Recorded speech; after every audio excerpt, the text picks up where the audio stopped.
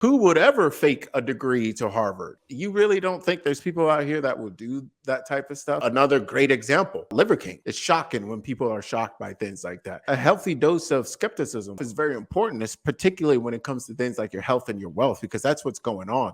It's not that hard to fake some of these things. For there to be a con artist, there has to be somebody who's ready to be conned.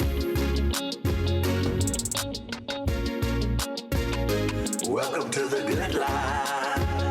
Welcome back to another episode of the Good Life Visual Audio Podcast. I'm one of your hosts, C Muzan. I got Kabi here in the building. Say what's up, sir, again for the second time. Oh, what's going on?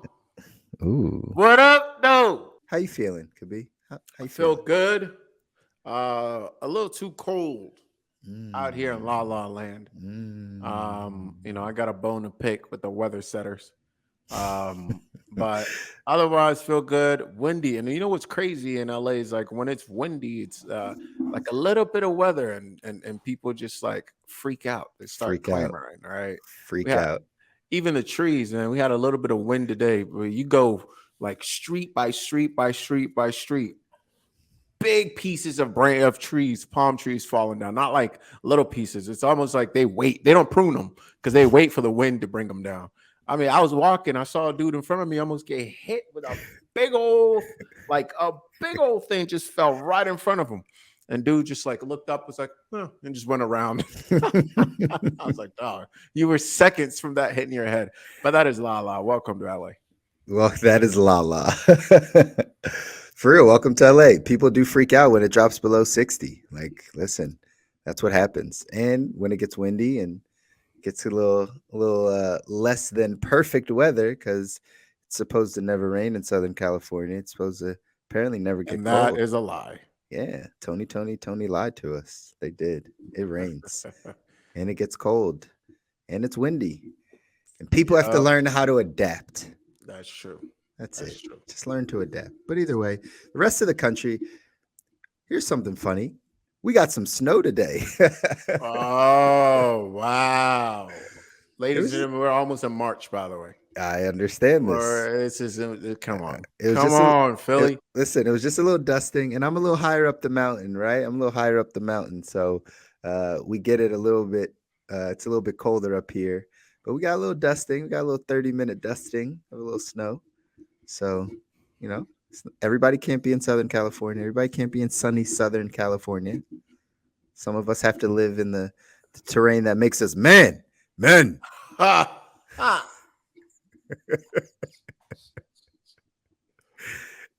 Nobody wants these. All right. This pansy weather. Come on. Oh. Okay. Need to be a man. Let's and here we are. We have officially up. There's a letter. We've been canceled.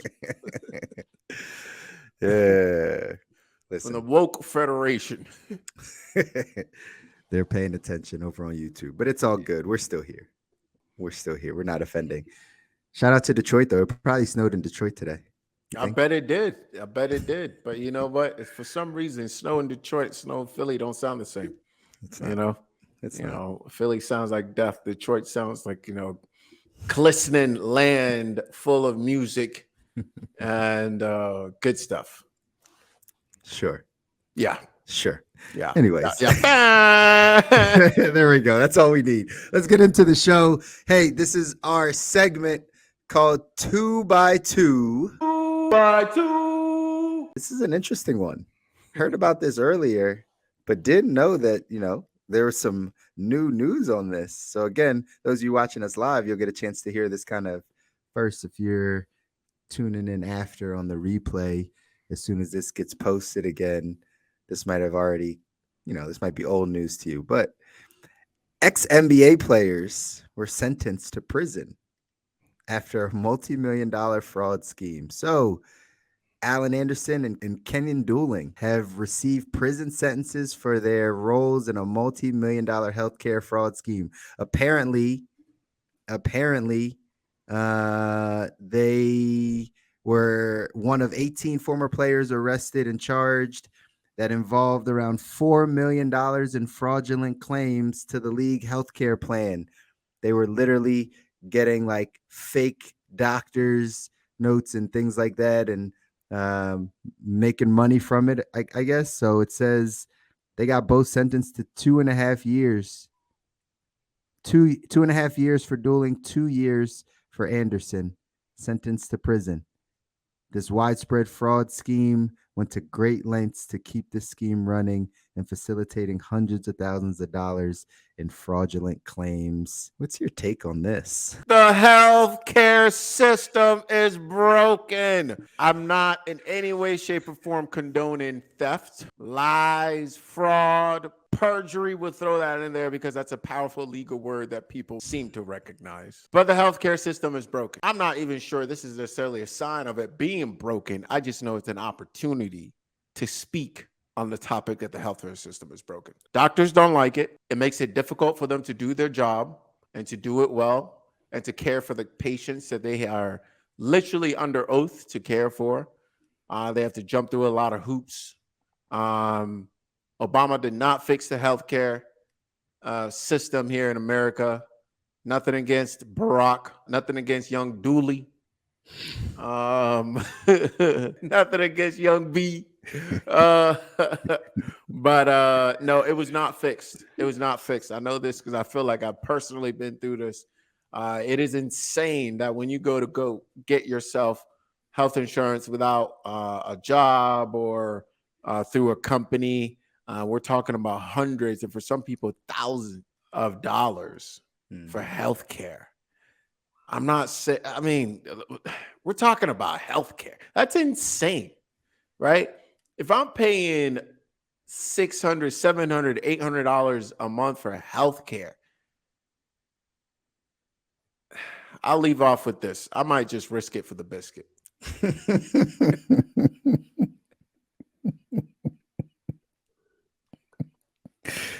Oh gosh. I understand. Listen, your point is duly noted, right? Duly noted. Healthcare is high and the system is broken. I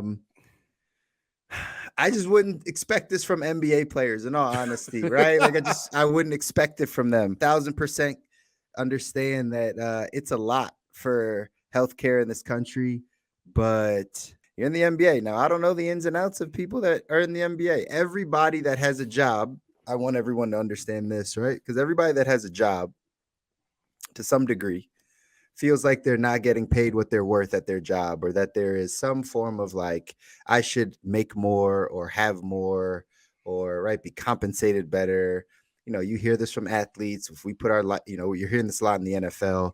If we put our life on the line and right, we're getting concussions and people are in bad shape as they get older, right? The least they could do is blah, whatever that is, whether it's pay for healthcare, whether it's Healthcare for life, right? Whether it's healthcare for life, whether it's bigger pensions, whether it's more doctors, whatever it is, right? To some degree, most people at a job, and especially in these professional sports, are feeling like the leagues, the companies, are not paying them what they're worth. So, maybe that's an excuse. I don't really want to don't want to make excuse for theft or, fraudulent stuff. But I would expected that, this wouldn't have come from NBA players trying to find the loophole on how to get paid out from some medical claims or whatever the case is. It said that their restitutions in here were like $500,000 and then $100,000 respectively. So that's a bunch of money being taken directly out of the healthcare or right out of the pockets of, I guess, the NBA. That's why they probably came down so hard on them, because 2.5 years in prison for that. I think that's some people might say it's a fair sentence. I think that's a hefty sentence, but I just wouldn't have expected it from these guys. But that being said, maybe they felt like they were owed more. I don't know. Or they felt like it was an unjust system that needed to be brought to its knees. And yet they are going to be brought to their knees. Only for 2.5 years. It was worth it. It was worth it. We are not condoning any fraudulent. Not because they didn't have the money. It was the principle of the matter. The principle. It was the principle. Well, they recruited some guys in there in the whole scheme. It didn't say that anybody else got charged, but they said they were 2 of 18 other players. So when I initially heard about this, it was like names like Tony Parker and that were in there. You know, things definitely went downhill for Tony Parker. Oh man, shout out BBB. That was nothing but love for my French people, by the way. There we go. Both in Canada and Sierra Leone and France. Thank you for clearing that up, sir. Thank you for clearing that up. I Anyway. had to. But this is so wild. I mean, the healthcare system honestly is one that I'm not sure how we're going to fix it.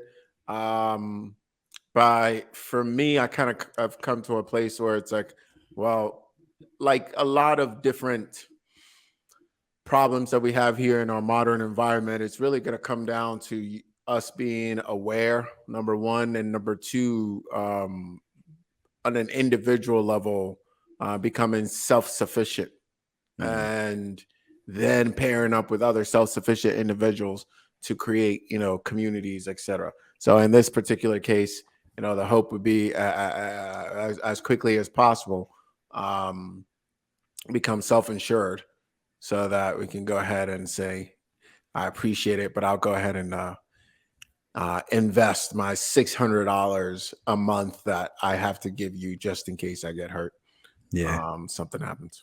That's a big deal. We're going to have a health insurance expert on here very soon in an upcoming episode, more than likely, so we can have this conversation, because there are definitely some holes in the insurance space, the health insurance space, and we should at least talk about it.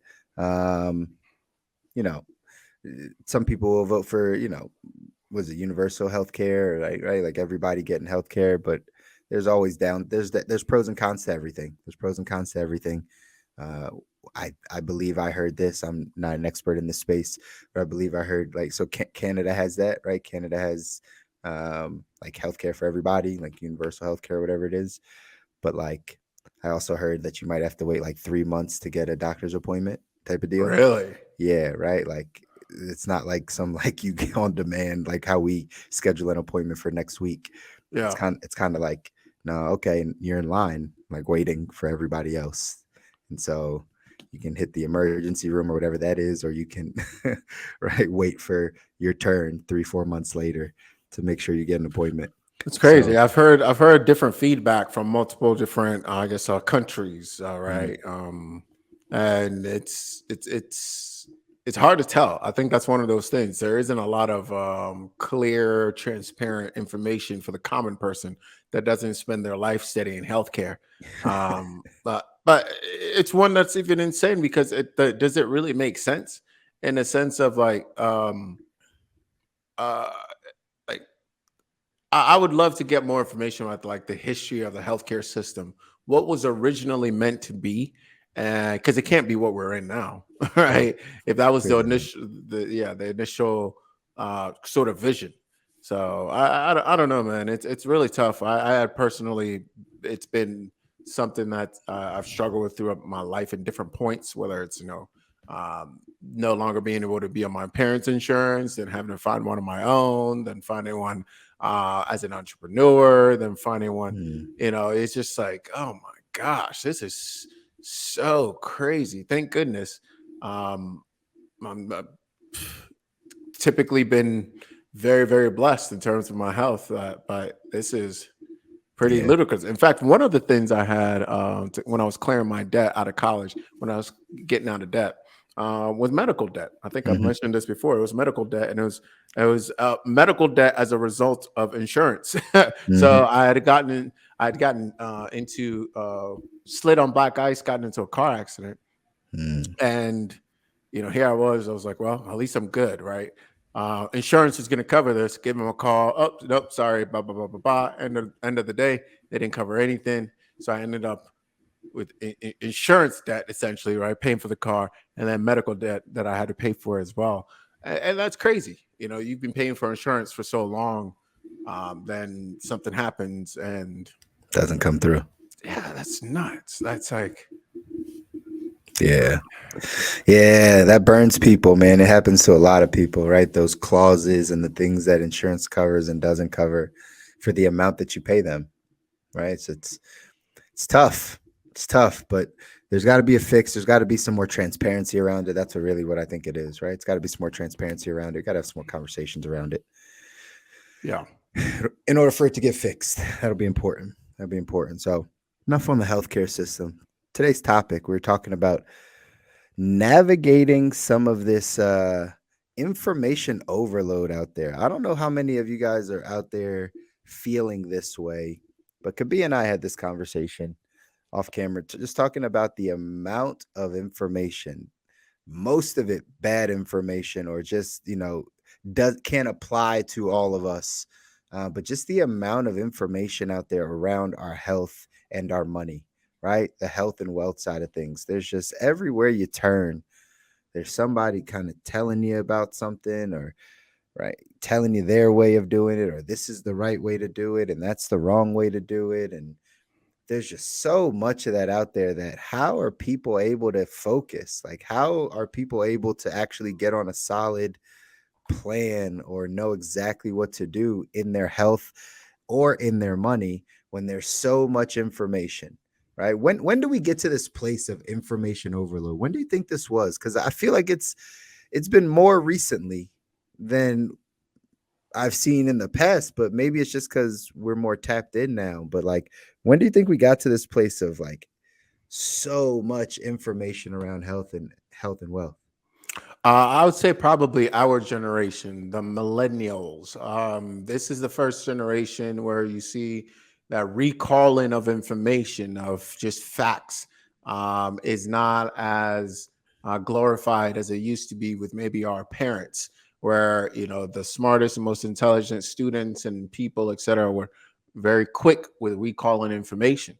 Now that technology has evolved to where it is now, what we're looking at is it doesn't take much for somebody to hop on their phone, computer, or tablet to verify, if you will, quote unquote, information. And that typically means Google.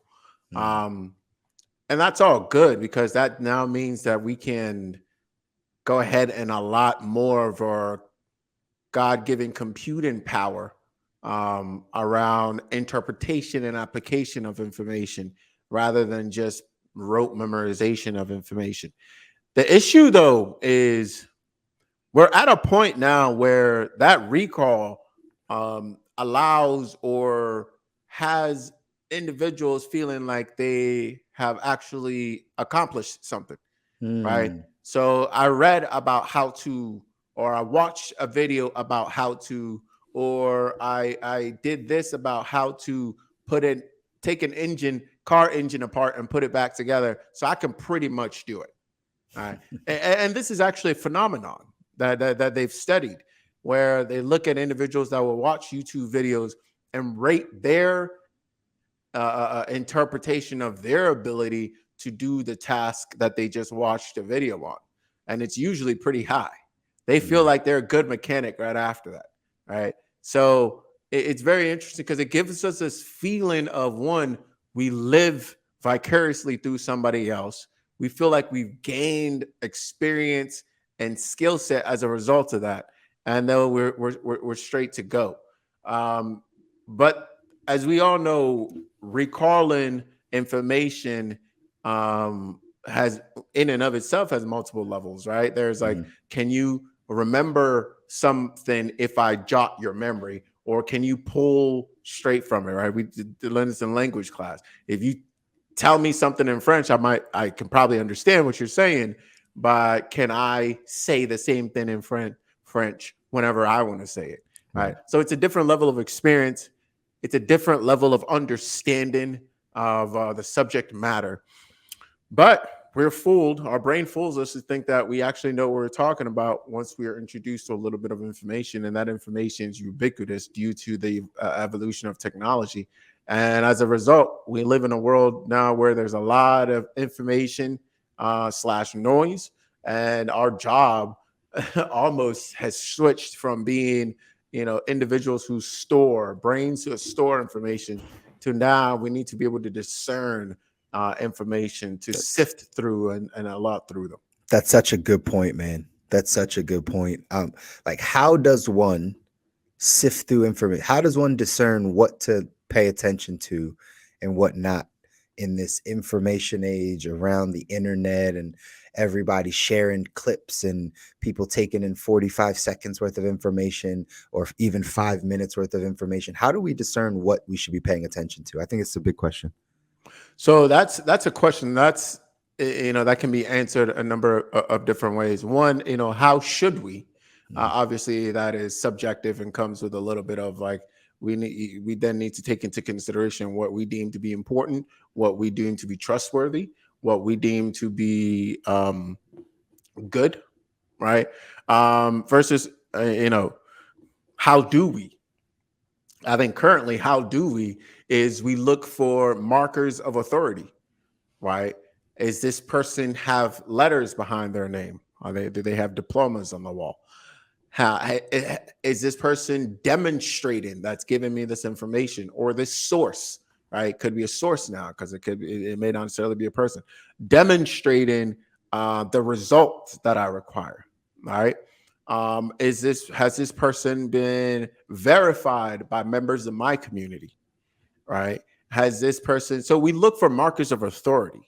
All right, and the thing that's unfortunate now though is that markers of authority can now let me choose my words carefully, are not as weighty, if you will. And when I can't find the right word, I tend to modify current words to get me to a place where I can express that. So I'll say weighty, right? They're not as weighty. So and you hear this a lot, right? I'm in an acupuncture program. I was talking to other folks who had already been through the program, et cetera, and they were talking about how much easier it is for students now. Back in their day, Back right? in the day. Yeah, you not only did you have to memorize all the points, but you had to be able to find the points while you're piloting a plane in 7,000 ton meters in the air and doing all this different stuff, right? So I think there's some of that. There's a little bit of that Yeah. going on. Yeah, I mean, there's definitely some of that. I think that weightiness that you're talking about, like again, how do we, um, I don't know, make somebody an authority in our society or like look to them as an authority? Again, you named a couple of them. Most of them are the degrees, right? The plaques, or are they demonstrating this? But even in the demonstration side, there's so much cap, as the young people would say. Yeah, fakery. There's so much of it, man. And especially in this social media world, in this Instagram, Facebook, TikTok, LinkedIn world, like there's just so much YouTube world of like, that's not real. Yeah. And what you're saying isn't real. It's like information that you might be able to show like what people think that looks like, but that's not actually what you live, and that's not actually what that looks like, right? Like it's so much. And so that's why the discernment is such an important thing. I think if there's a way we can teach and you know that's why I'm big on like credible resources and like the people that I follow or that I might watch.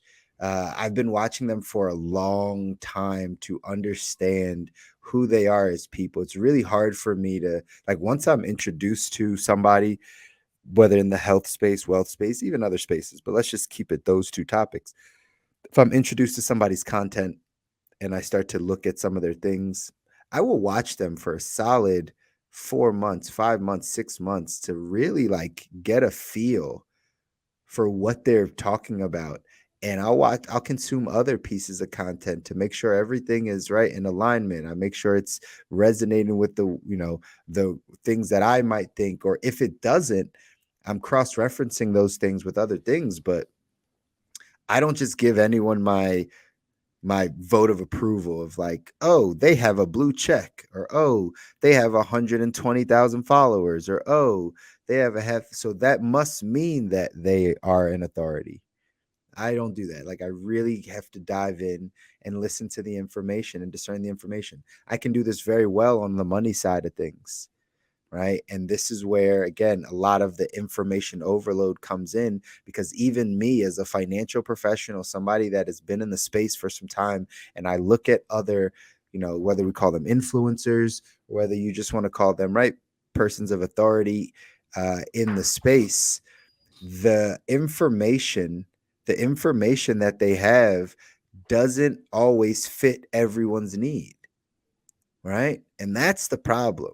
I think if there's one thing to kind of pinpoint is, and some of y'all that have been listening to the podcast for a little bit of time now, you've heard us talk about this kind of 101, 202, 303 level of money, right? Just starting with the basics or building that ground floor. And what I would always say is, sometimes people are giving 303 level information on the financial side, which may be right for that person or someone at that level, but you're at a 101 level. So you trying to apply the concepts of the 303 when you haven't gotten past the 101 level, it's going to lead to failure. It's not meant for you. And in this, again, social media world, in this society, we don't know how to discern what information is for me and what information is not for me. It can still be correct. It just isn't for me, right? It's just not for me. And I think that's a process that we have to help some people go through, right? We have to help people kind of understand, what is it that I should be understanding at this level of where I'm at in my health or my finances and my wealth. And then what's the next level? And then when I get to the next level, what's the next level? And the way that we do that, again, is by discerning like who the information is coming from and how that's going to benefit or fit our life. I think what you're saying is very important, and I want to build off of that a bit. It's very important that we approach everything with a healthy dose of, let's say, curiosity and doubt, if you will. Doubt's not necessarily a bad thing, right? I find that oftentimes we people kind of buy so deeply into our ingrained or societal contract that we almost think like, no, who would ever fake a degree to Harvard, right? Who would ever pay Harvard to let their kids in? It's Right. like, wait, come on, you really don't think there's people out here that will do that type of stuff? To me, it's just very it's shocking when people are shocked by things like that. So a healthy dose of skepticism, curiosity, criticism, like doubt, all of that stuff is very important. It's particularly when it comes to things like your health and your wealth, because that's what's going on. It's not that hard to fake some of these things. We earlier, was it this year or last year, we had one of the another great example, Liver King, right? It's not that hard to fake some of this stuff, right? You take steroids or whatever, PEDs, utilize it to help you get the body you want, and then turn around and sell people supplements with that body, where implying in a way that they can get to where you are through that supplementation. And you see quite a bit of that in the health industry. And you know what? I don't think we can just blame people like these people are doing things that are bad and faking things, because it takes two, right? For there to be a con artist, there has to be somebody who's ready to be conned, right? So, and what sucks is like, and to that point, it's just the ignorant, right? Like the people that don't know as much. And so imagine that person that like doesn't have access to understanding what good health is, and they're going on the internet for the first time to try to figure it out, and they come across some person that's like, don't eat fruit. And all of a sudden you're like, oh, well, that's the way, huh? Right? And like, look at them, they have a six-pack. Exactly. All right, it must be true.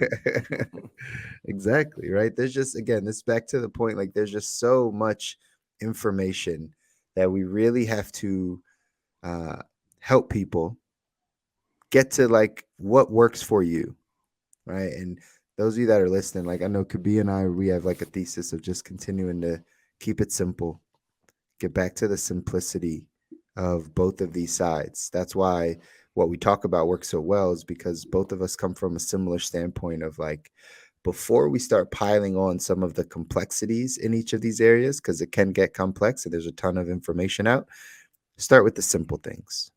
Start with the simple things, right? I take you from the money side. The most simple strategy, if you're just like figuring it out, right? And before you take in all the information, spend less than you make. Real simple. Spend less than you make, right? AKA increase your cash flow, have a healthy discretionary, save money, right? Put money aside for a cushion, invest for the long haul, right? If you can find the best places, that's when we start building on top of it. But by saving and investing, that's going to help, and stay out of consumer debt. Those things will literally, like, the simplest form of like you getting good with your money. It's like the simplest form, right? And then we can start building on top of that, right? But if you haven't mastered those areas, if you're not, and we've talked about this on some other episodes, most people haven't mastered this, because when I talk about that number one, that cash flow, that healthy cash flow, that's not an extra $1,000 a month. I'm talking like, do you have an extra 10 grand a month? Do you have an extra 15 grand a month? Are you floating in the extra 7, 8, 10, 12 grand a month, 15 grand a month? That's healthy cash flow. Just because you're like, yeah, I make, right, I'm good, right? I got an extra $400 every month. Like, I'm good. I got an extra $1,000 every month. I'm good. Got an extra $1,500 every month. I'm good. You're not good, because one doodad takes you out of the game. One car accident takes you out of the game. One medical bill takes you out of the game. Now you're building back up again, right? So that's like the simplest thing, the simplest form of understanding how to just start the process of building wealth. Now, once you have healthy cash flow, then we can start talking about where you should be investing. I was having a conversation with somebody today, and I'm about to start coaching, and he was a little concerned about taxes, right? Because he was like, hey, man, like, I've never been kind of taught the tax thing. And he was like, younger, right? I didn't file taxes last year. Like, I just don't want the IRS come knocking on my door, man. I heard like that's when they come. And I was like, hey, you're right, man. Like, you're thinking of it the right way. And I asked him how much he made last year. And it was under $20,000. And I was like, IRS ain't coming for you, brother. Don't worry about it. All right. Don't worry about it, man. Like, you're thinking the right way, but we don't need to be stressed about that. We need to figure out how to go from what you're making to 7 times that, right? Like, and we'll figure out the tax side. Don't worry about it. Like, we'll make sure you're good, right? And so that was like a relief to him, because he was so concerned about that side, like as if he's about to get audited and owe a bunch of money and tax. Like, no, you don't make enough yet, but it's okay. It's okay, right? We'll get there. And so I feel like people go through this process of concerning themselves with things that they don't need to be concerned about at their level, because there's this overload of information out there. So see it a ton on the money side. What are you seeing on your side, man? It's very similar. I mean, the 80-20 rule, right? Pareto's principle. When we apply it to both sides, it's very simple. You've heard me say it before. We divide it into 3 different categories. You might have different buckets. I just happen to name them this. For me, it's consumption, and we can narrow that down to most important. Consumption is probably food for most people. But I'm talking about all things you consume, including, what you drink, what you eat, what you listen to, etc. Like, just take an audit of that. What goes in literally becomes the building blocks of what makes you. When we say you are what you eat, well, I mean, like, think about that for a second. If you're if you're a growing individual reproducing millions and millions of cells, right? What are those cells made out of? Well, they're made out of the resources that you give your body. So of course, if you go for an extended period of time of not paying attention or being aware of what it is that's going into your mouth, making sure it's high quality, at least to the best of your ability, you're going to have issues down the line.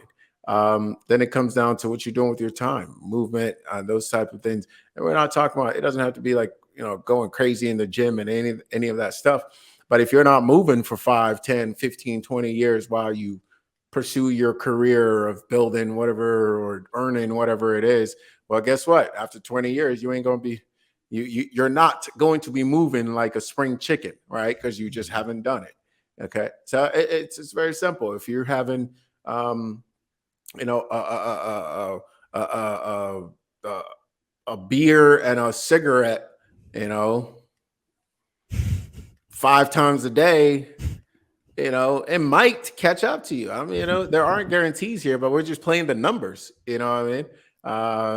That was for all the people that are saying, but my Uncle Marvin has, you know, 5 cigarettes every night. And yes, yes. Shout out Uncle Marvin. I'm sure Uncle Marvin is fantastic, but you may not be Uncle Marvin. That's right. So, you know, the 80-20 rules are very simple.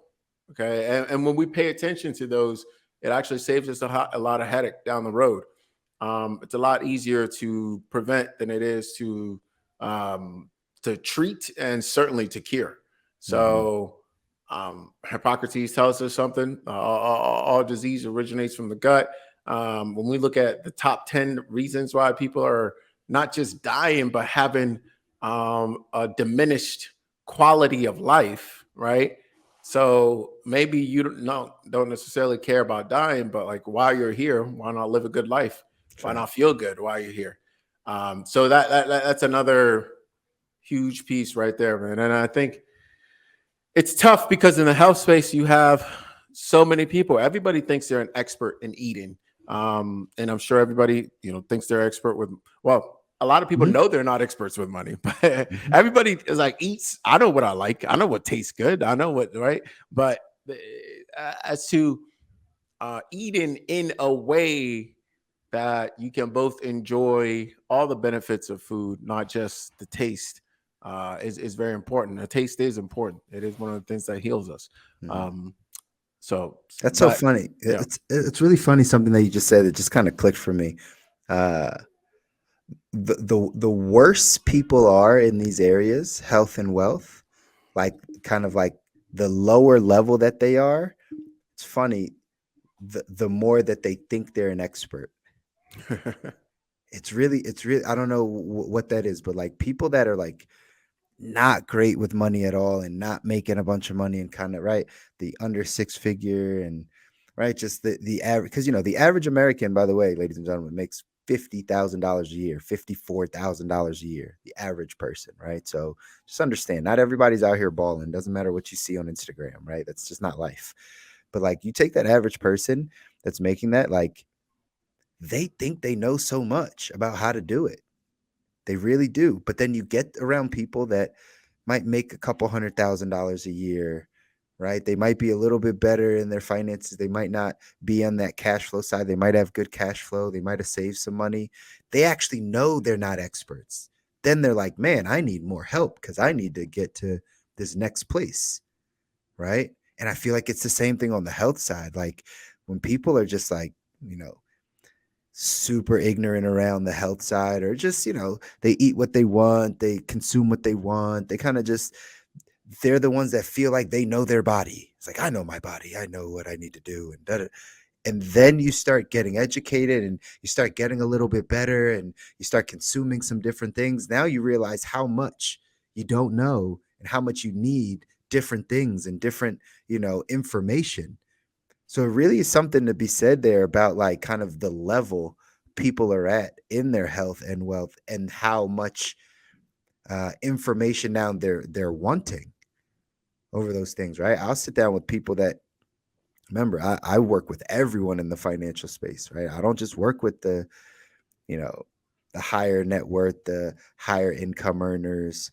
I'm sitting down with your average 36-year-old person that makes 40 grand a year, right? And for sometimes they feel like they know so much about like where to invest and the investments and the moves they're making, and they're like so sure.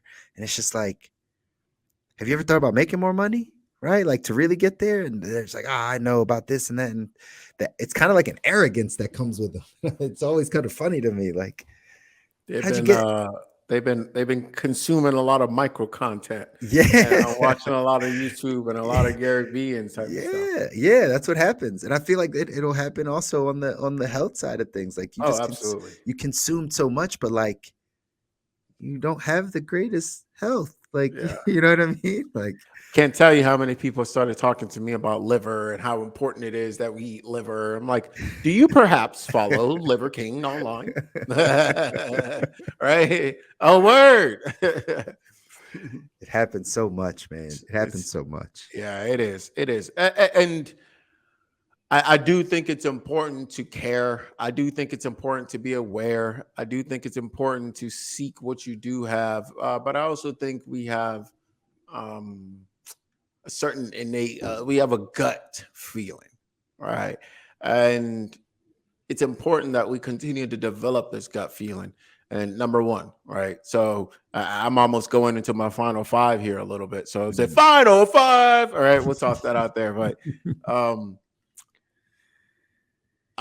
I'll do it. Yeah, but final five things for you guys to take away from me. I think it's important to really one be aware, like just aware, awake, and you're sort of sensing everything that's going on, but you're not overly reactive, right? You know, it's not one piece of news comes out about how great red wine is, and next thing you know, you're down in 2 or 3 bottles a night, right? Or one thing comes out about how horrible fruit is because it's full of sugar. You never eat fruit again. I think that's what we're seeing quite a bit in media, in the health media, is a lot of like big, bold counter claims trying to kind of balance each other out, right? You know, eat only meat, never eat any meat, only plant. But and these things pit themselves against each other, and ultimately, really, the system that already exists wins, right? Because it's not really about whether you eat all meat or no meat. It's really about the quality of the food that gets to our plate. When we go across the United States, you know, as I was traveling this wintertime, I realized, man, like as most of the United States does not have like it live in it's very tough. Yeah. Like it's not it's not the same for everybody. It's very, very tough.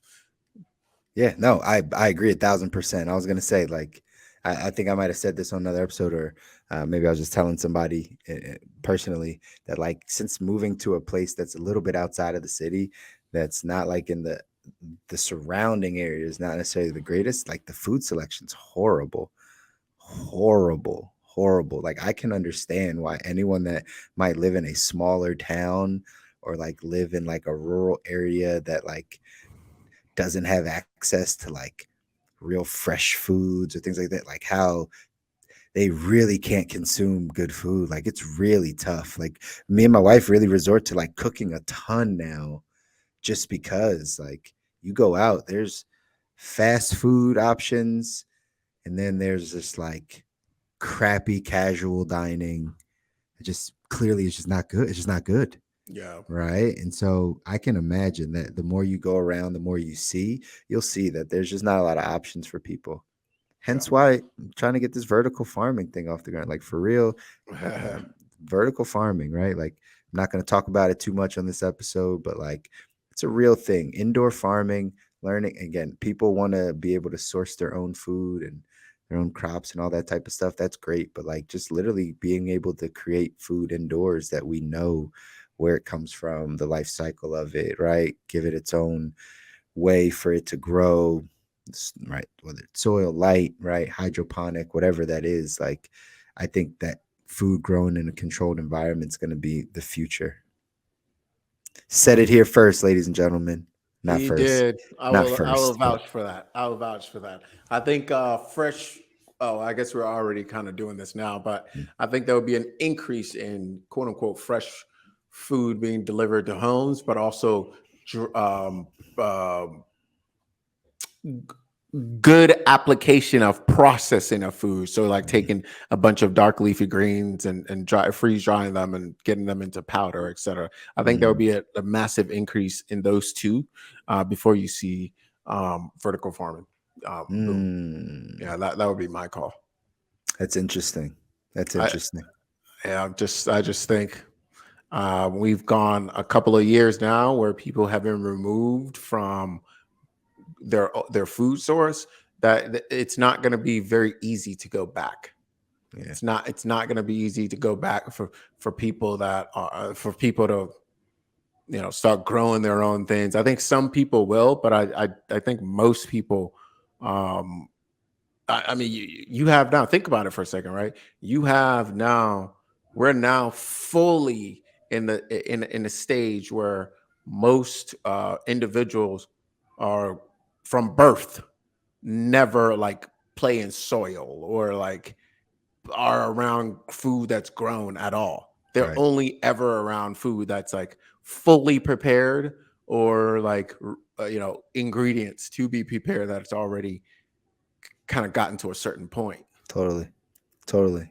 And you're right. I don't know. It's going to be tough to go back, but I think from a business standpoint, I think we can make it happen. We can figure it out. We can Hey figure out man, how to I get. hope. Listen, like I said, on an individual basis, So this is the other thing here too, is to help you kind of sift through the noise, cut through the noise, cut the noise, whatever you want to do. And in an effort to help you do that, I think it is another piece here. It's important to have build your team.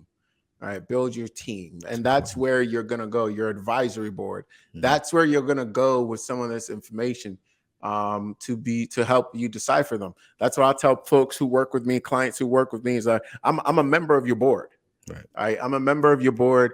I might wear my little health hat, commissioner of health. And I advise you as to, based on me keeping up with the research and deciphering it on a daily basis, to give you somewhat opinionated, definitely opinionated, but letting you know it's opinionated interpretation Right. of what is out there, so that you can take that information and make the best decision for yourself. Yeah, that's a big deal, right? Build your team, get the people that you trust their knowledge and trust their information, not just, again, somebody on social potentially, but somebody that you've had a conversation with that you understand. And yeah, put those people around you. It's going to help a ton. Um, yeah. Final five still? Five things? Yeah, that was my two right there. Those two. Yeah, I'll give you one on the financial side. Kind of one of major takeaways here is, again, just get back to the basics, right? So if you can discern kind of what the information is that's coming in for you, just get back to the basics of the financial side. Make sure that you have the basic things down, and then you can start seeking information around the things that you need to continue to improve on, or right, the next areas to head. So if you haven't focused on your cash flow, or you haven't focused on your short-term savings, or you haven't focused on getting out of debt, focus on those things first and foremost before you start trying to figure out the best offshore accounts for your money, right? You're laughing. People are thinking about this stuff, and they're sitting in $15,000 of debt, and they're thinking about what the tax loophole is of setting up offshore accounts and multiple LLCs. It's like, I get it. Like, we'll get there. I promise you, we'll get there. But let's figure out how to get out of Oh credit card man, debt. that Yeah. was tough. Yeah. Hey, So let me open up an offshore account. So I got like $5.55 for you right now. I'm gonna get more for you later though when I get paid. I got these LLCs with this business idea, and it's Mhm. gonna happen. But yeah, I'm just trying to figure out what offshore account, what country I should be going to, or where I should be setting this up. It's like, That's nah, hilarious. no, sir. No, Ricky. No, Ricky. Not yet. Anyways, so that's takeaway, right? Get back to the basics. Also, just to combat this overload of information that's coming in, is really take your time to follow people, study people. Don't just go off of one clip or one piece of information or one article that you read. Really continue to go down that path. Give yourself months before you adopt a strategy, right? Even if you believe the strategy might work, great. Follow that person, listen to some more things. That might have just been a clip. They might contradict themselves, and say something different down the line. You might read a third or fourth article that contradicts that. So don't just adapt the strategy right away unless you do your due diligence. Continue to read, research, dive in. Again, loved your idea of, again, the advisory board. Check that off with somebody that you trust. And again, that'll help you avoid some of this information, this noise that's out there. That's right. That's right. And in an effort to not add too much to your plate, in the spirit of this episode here, I think we leave you right there because we bring little bite-sized pieces to you, and we decipher and really go ahead and sift and help you sift through all of this stuff out there. And do not be. I guess I'll leave you guys with this and be at peace, young grasshopper, knowing that it's not as hard as it may appear to be. Like it's not, the health game is not as hard as it's made out to be. Well, I'll say, if anything, the playing field is really tough. Like there's a lot of stuff out there for us to get to, and a lot of the stuff that we deal with, new things that we deal with, is a result of human intervention. All right, so as we think about that stuff and we go back to the basics, we will be fine if we follow the good example of the people in Detroit. So make sure that you subscribe wherever you see this, on YouTube, etc. Make sure you follow, like, comment, share with somebody that you like or don't like. We don't really care. Doesn't matter. Also join, that really doesn't, but also join us in the Facebook group, right? You see it down there on the screen for those of you that are watching. Join our Facebook group. We're actually gonna, again, continue to put out, give you more access, give you more content inside of there to, again, allow us to be on your advisory board on the health and wealth side. Check some things off, shoot us a message. Hey, I saw this video. What are your thoughts on it? Hey, I saw this article. What are your thoughts on it? Right. And we can give you our thoughts. We can share with you kind of how we're thinking about those things. Again, just to give you a little bit more clarity around what information maybe you should be taking in, or you would like to take in for your own health and wealth goals and journey. So hit us up in the Facebook group. Also next month, the month of March, again, don't know when you're watching this. If you're watching live, then this is next month. You might see this right at the same week. We're holding our next workshop, our blueprint workshop, where we're again giving you the blueprint on building your health, designing your health and wealth, and designing your plan.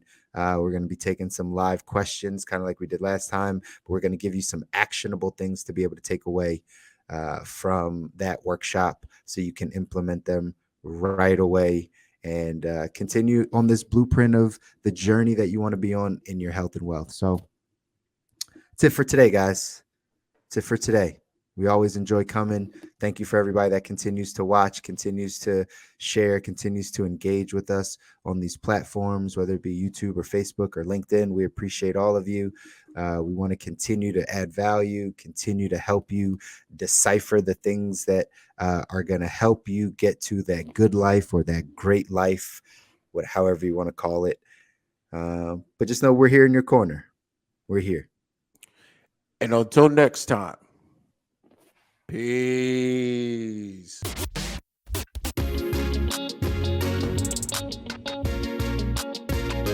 Welcome to the Good Life.